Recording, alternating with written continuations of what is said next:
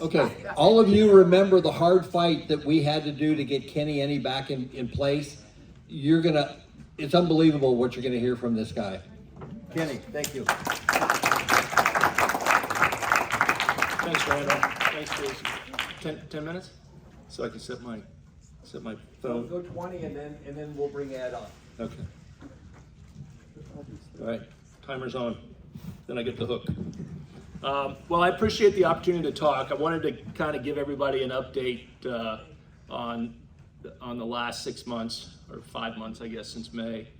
So I got sworn in on May 9th, and I'm kind of this is kind of a report. So I'm going to break it up into the good, the bad, and the ugly. And so I want to start with the good. So I guess the best so far is Lauren McCoy, Dorian Baker, and we're holding our own, and it's pretty much because we're working together. It's a 7-member board in Paso Robles for those that aren't from Paso, but we're the minority. But I think we have more dedication than the progressives because most of the time one of them is missing. And so I always take that opportunity to, I've learned a new phrase tonight, the full Bulgarian. So I think that's what I'm doing, is the full Bulgarian. I was calling it filibustering. But what I've been successful in doing is pulling things out of the consent agenda, which they try to hide. Generally they have to do with purchase orders, and I block those. And I've been doing that in order to make things more transparent and address a lot of what I consider to be just flat out waste. The successes so far I think are mostly symbolic, but I think they were important to me. Probably first and foremost, that first week in, I was able to browbeat Kurt DeBost into actually enforcing flag standards, provided him US code, provided him California state law, and I told him pointedly, if you do not follow US flag code per California law, it's my responsibility to go to the Superior Court and file a grievance against you. So miraculously the next week we had American flags, whatever size that one is back there, flying in each of the classrooms. What's that, about 2 feet by 1.5 feet, something like that. But every classroom got a brand new flag. Now so that's the good news story. The bad news story is I still haven't gotten him to revise the flag policy, which he personally wrote. And that flag policy identifies or forbids flying of controversial flags like the thin blue line flag and religious flags. But apparently it's okay, the LGBTQ flag. I know you're all concerned, but it's not considered controversial to Kurt DeBost, to the staff at Paso Robles Joint Unified School District. So that's a fight that's still coming. Also got the first ever Memorial Day resolution passed. So the students, instead of just taking the day off, actually learned why they were taking the day off. Also, we got a Constitution Day resolution passed, and again, I showed Kurt DeBost's federal law that says if you're taking federal funds, that you have to have a period of instruction in your school about the Constitution. And probably the icing on the cake was Tricia Murray from Moms for Liberty got to come in and present, I think, 500 pocket constitutions for the 8th graders. So those are little victories, which I'm pretty happy about.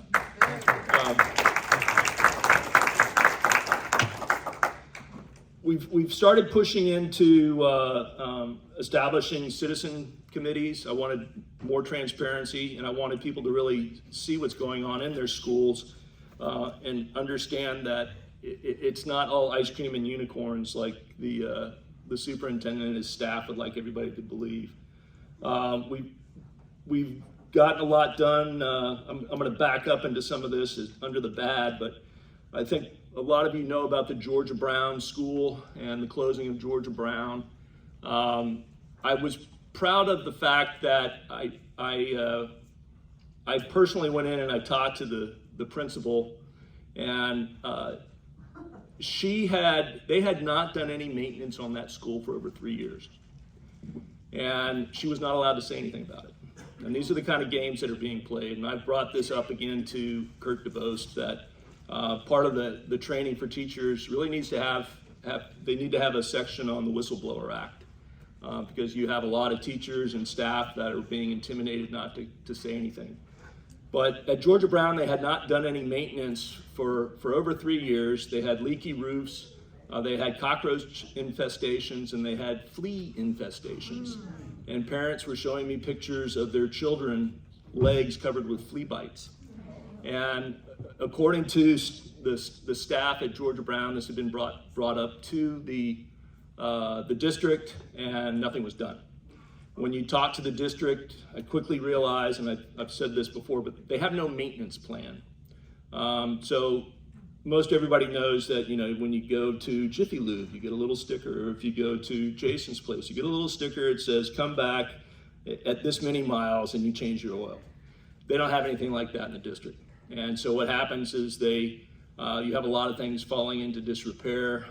We're spending about $3,000 a month right now for a portable air conditioner and Winifred Piper because they didn't do any maintenance on the HVAC system there. But we've been able to change a lot of that, at least bring attention to it, I should say. And the positive from that is that a lot of the progressives now are reaching out to me because their progressive board members don't respond to them, or they see that their progressive board members are complicit in allowing these kind of things to happen. And so part of the strategy that Dorian, Lauren, and I have right now is essentially, you know, take care of what I would call the low-hanging fruit, the things that we know that all people will want. You know, safe, habitable buildings. I told Brad Pulowski when he said, well, you know, we were going to tear the building down, so we didn't think we needed to do maintenance. I said, well, I'm going to sell my car too, but I still change the oil in it. So it doesn't give you a blank, you know, get out of jail free card. You're not doing your job. And I think that's my segue probably into the bad. When I look at the district, they're kind of adrift. They have no vision. There's a defeatist attitude amongst the leadership in there. And I joke that, you know, I don't know how many of you remember when they put the sign up at War Memorial Stadium and they spelled excellence wrong. District of Excellence. Well, I've said to a couple of them that, you know, based off of what you're doing and your desire not to upset anybody by raising academic standards or not upset anybody by having a dress code, maybe we should just call ourselves the District of Mediocrity, because you're not willing to challenge anybody to improve. And that's probably the underlying concern I have with that district. And it starts really with the board. The board, most of the board, and I'll say the progressives, the 4 progressives on the board, their priority is to get out of there.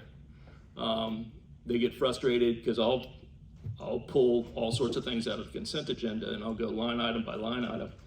And most of them never even bother to look at it. You know, for them, they're just kind of going through the motions.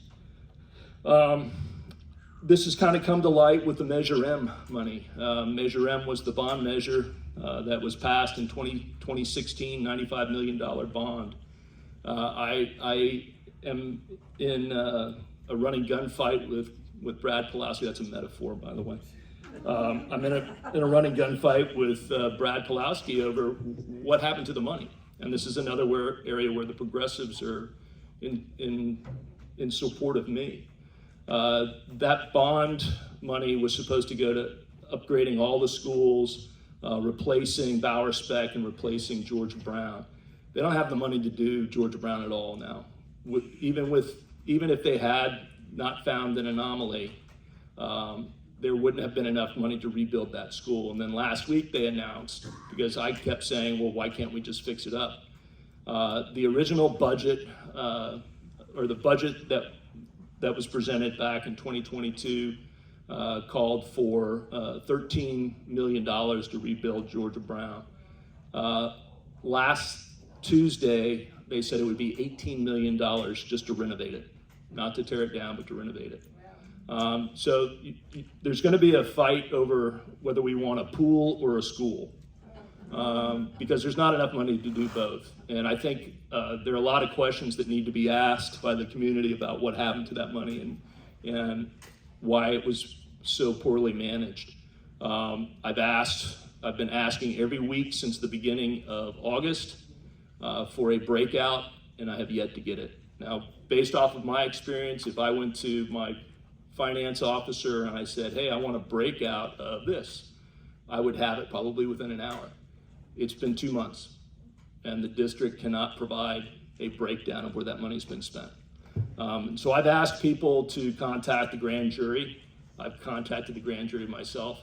But if they're going to ignore the board, I think the only responsible thing to do is probably have somebody that's got subpoena authority to go and look at it. Transportation, I mentioned these committees that we were able to stand up. And the two things that I'm really focused on right now, again, low-hanging fruit, trying to stay away from the culture wars, were transportation and also budget. And so transportation is an issue that I've really kind of taken the bull by the horns with. So we have a $2 million transportation budget annually in the district. We have 30 buses, 18 vans, but only 10 drivers. So we only move 200 students a day with all that equipment. We have enough capacity to move 2,500 students a day if we had the drivers. So what would you think the solution would be to fix the inability to move students around? More vans. Electric bus. That's right. It has nothing to do. It has nothing to do with going out and finding drivers. Or it has to do with getting electric buses.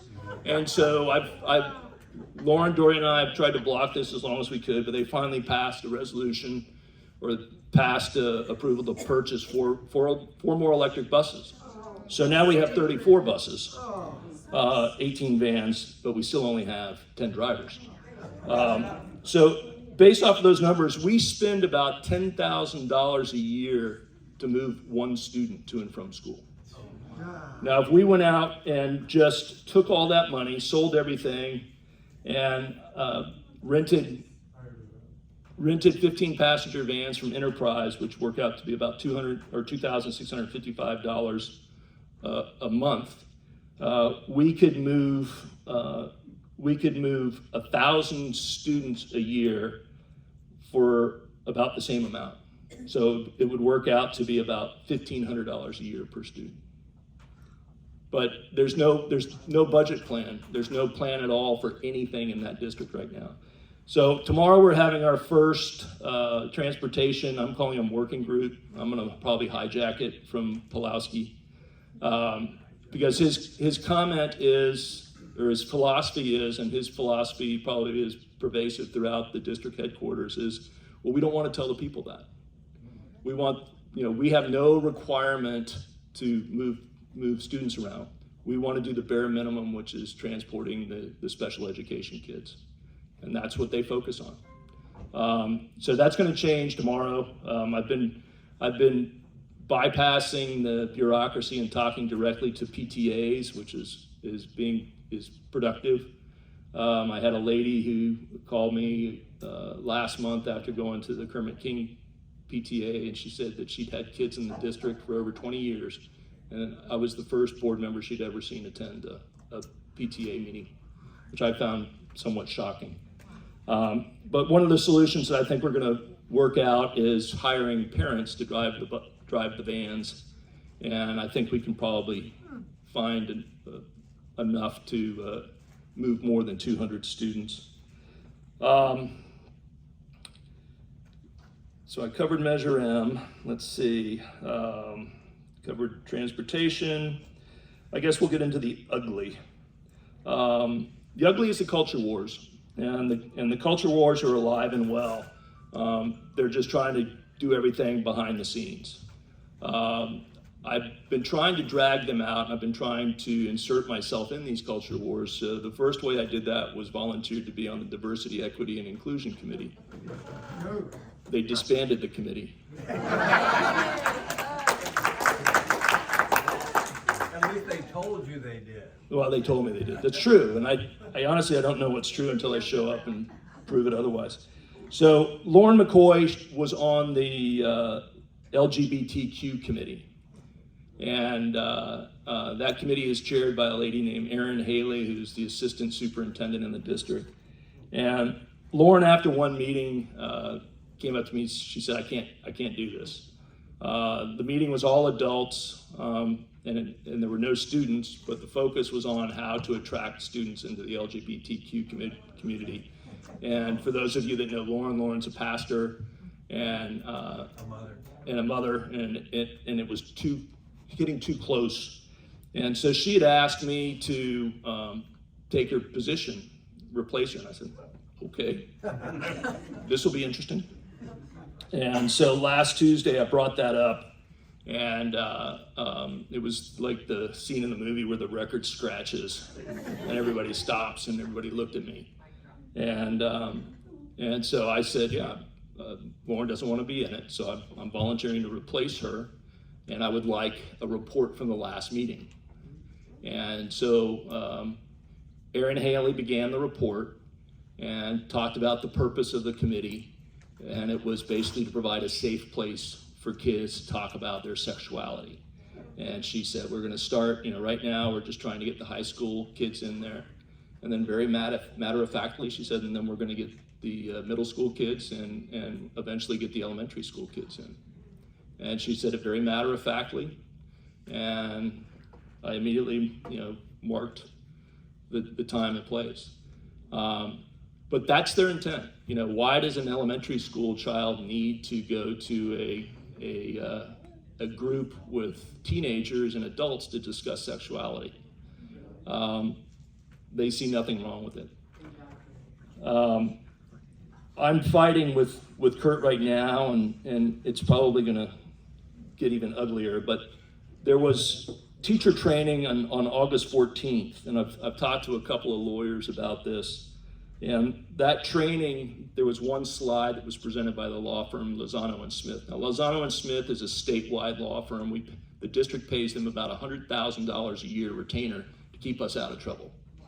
Okay? That's the key thing, $100,000 retainer to keep us out of trouble.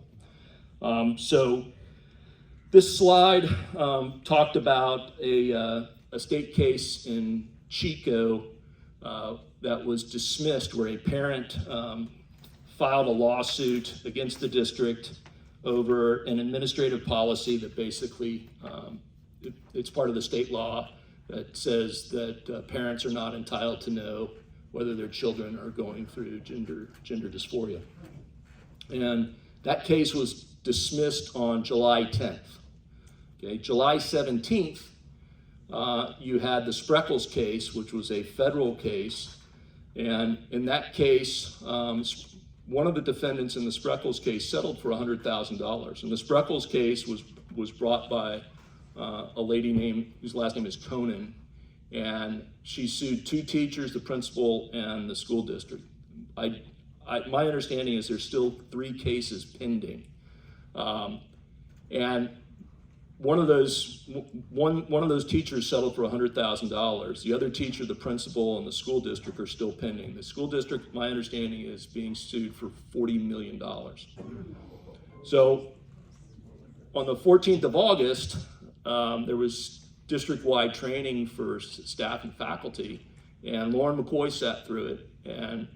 And during one of the training sessions, one of the staff basically said, you can't tell parents about children with gender dysphoria. And they only cited this one case from July 10th, completely ignoring the federal case. Now, my question to Kurt DeBose was this sanctioned by Lozano Smith, in which case I think that's pretty sloppy if we're paying them $100,000 a year, because I would think you would give the most recent case law and an accurate portrayal of what's going on in the federal court and the state court. He's refused to answer my question.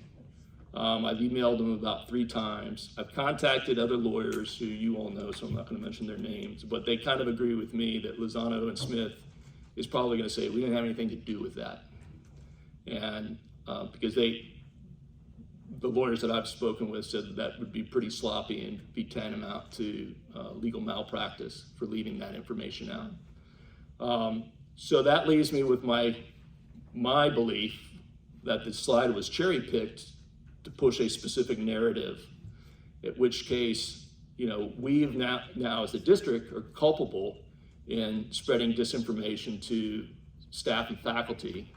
And if you look at the Spreckles case, I'll call it, 3 of the 7 charges in there were conspiracy. And so one of the briefers, we have a policy right now that states that parents have to approve what clubs their children are in. When that question was asked by one of the briefers, they said, well, there are ways around that. Well, my experience in courts martial is if you have one person who tells another person to violate a policy or a law, that constitutes conspiracy if they do it. And so these are the culture wars that are going on. They're alive and well in our district. All I'm asking the district to do is provide up-to-date and accurate information to all the staff and faculty.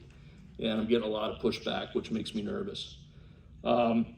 Moving forward, Lauren, Dorian, and I, we're a minority. We're going to hold the line as best we can. We'll take advantage of them when they decide they aren't going to show up for a meeting. And hopefully we'll be able to do some changes and maybe peel off some of the progressive support for the candidates that have to go up for re-election, namely Nathan Williams. And our desire really right now is to show that we can get things done. And once we've gained the trust, hopefully, of some people, like I've had breakfast with 3 times now with some of Angela Hollander's top supporters. So either they're trying to play me or we actually do agree on some things, and they're not happy with some of their people on the board. But maybe we'll be able to find common ground, and at least they'll support us because we can get things done.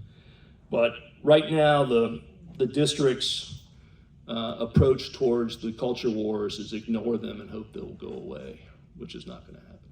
So that is my report, sir. We're going to go ahead and take 2 questions. So anybody got any questions? Let's go back here to Glenn. Give me just a second. The question I had earlier for John Pashan dealt with the time when I served on a bond oversight committee. And so what happened to Paso Robles School District Bond Oversight Committee on Measure M? It's required by law. It's another reason why I refer to, another reason why I'm recommending we go to the grand jury, because the oversight committee was not in session for almost 3 years. And there was spending, but from what I can gather, there was still spending that was going on. And I can't get answers, so my recommendation is somebody from the outside look at it. Okay, when I served on that committee, you're elected or you're appointed by the board of the school district, and your term is X amount of time. But if the money is not all spent, it is the school board's responsibility to keep appointing people. If they're not active, they have to put someone new in. Yes, ma'am. So, okay, you seem well informed. The other question I have is, have you thought of approaching this issue of the slide and the current court cases that are federal from the standpoint of board liability and the fact that you are personally liable, and you could be one of the next people named in a lawsuit? And as a board member, whenever I've served on a public board, like the Service District of Templeton, we did have attorney coverage or indemnification, and I personally felt I could always ask that an attorney come to a meeting and do training. So, good luck. Thank you. I actually have one of the, I will tell you that I'm concerned about personal liability, because when I look at the culture wars again, right? So you have Bonta and the progressives on one side, but they're losing. The only thing they have is they've made a law which is most likely going to be challenged. I don't know if you read the Escondido case with Judge Benitez, but Judge Benitez, who's a federal judge down in Southern California, put a stay on the law, basically saying that you can't notify parents. And there were 2 teachers who sued the district of Escondido, saying you are violating our First Amendment rights by telling us that we have to violate our consciences and our religious beliefs by keeping these things secret. The federal judge sided with those ladies, and it's a statewide injunction. I think it's temporary. I don't know how long it was. But when I look at this, I see the winning side on all the federal cases, not on the state cases. If you look at the parents' rights, they've got 2 victories. Bonta has got 1, and that's only because the judge dismissed it and wouldn't listen. So what I've talked to Lauren and Dorian about, and I don't know if this would help us, but I think the 3 of us ought to put a letter out saying we do not support this policy, because Paso Robles has got the policy that we can't notify parents. And I would rather read a policy and basically put distance between us and this policy, saying that we do not agree with it. And if you're going to sue us, you're right to do so, but just try to leave us alone, please. One more short one. Have we lost the battle for curriculum control in our schools? No, sir, we have there is a curriculum review committee. I was not able to get on that one, but I can attend the meetings. Dorian Baker is on that. But that's another issue that they're hiding things from us. Library books, and also what's in the actual curriculum itself. And I've fought again with Aaron Haley about, right now they give you 2 weeks. They will put a copy of the curriculum in the office, and you have to come and look at that curriculum. You have 2 weeks to look at it. Well, my question is, why can't you put it online? And if you can't put it online, why don't you stretch it out to 30 or 60 days to allow everybody the opportunity to look at it? And they don't want to do that. And it's because they again, going back to Brad Pulowski, well, we don't want them to know about it. That's kind of the attitude. Now, I will say on academic performance, I've been saving my shots on that, because sometime in the next week or 2, the academic performance will come out for the, what was last year, 22-23 year. And I am hearing that it's worse than it was before. And so for 21-22, you only had 23% proficiency rate in math for the graduating class. So I don't know what it's going to look like now. But again, Aaron Haley says there's more to school than just reading, writing, and arithmetic. That's a quote. Thank you, Kenny.